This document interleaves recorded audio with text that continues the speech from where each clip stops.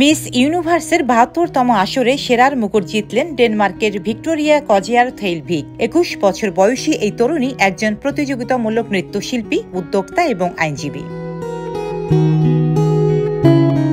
Mexico সিটিতে বর্ণাঢ্য এক আয়োজনে বসেছিল এই সুন্দরী প্রতিযোগিতার আসর। এতে বিশ্বের ১২০ জনেরও বেশি প্রতিযোগীকে পিছনে ফেলে সেরার মুকুট জেতেন ভিক্টোরিয়া।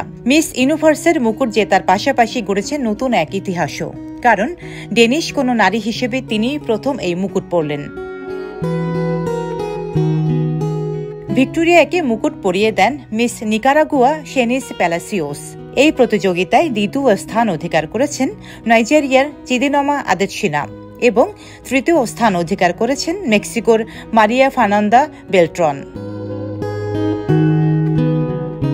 মিস ইউনিভার্স আসরের প্রিলিমিনারি ইভেন্টে ৩০ জনের সংক্ষিপ্ত তালিকা প্রকাশ করা হয়। এই পর্বের অন্তর্ভুক্ত ছিল প্রতিযোগীদের বর্ণাঢ্য জাতীয় পোশাক। এরপর সেমিফাইনালে উত্তীর্ণদের সাঁতারের পোশাকে প্রদর্শনী করতে হয়। এখান থেকে ১২ জনকে পরের পর্বের জন্য মনোনীত করা হয়। তারা সন্ধ্যার পোশাকে মঞ্চ মাতান। এরপর ১২ জন থেকে চূড়ান্ত ৫ প্রতিযোগীকে নির্বাচন করে নেতৃত্ব ও স্থিতিস্থাপকতা সহ বিভিন্ন বিষয়ে প্রশ্ন করা হয়।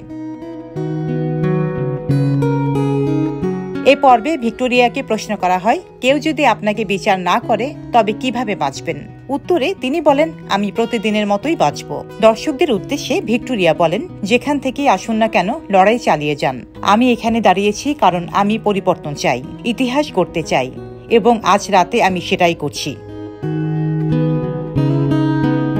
মিস ইউনিভার্সের ৭২ বছরের ইতিহাসে এবারই প্রথম ২৮ বছরের ঊর্ধ্বে মহিলারা অংশগ্রহণের সুযোগ পেয়েছিলেন।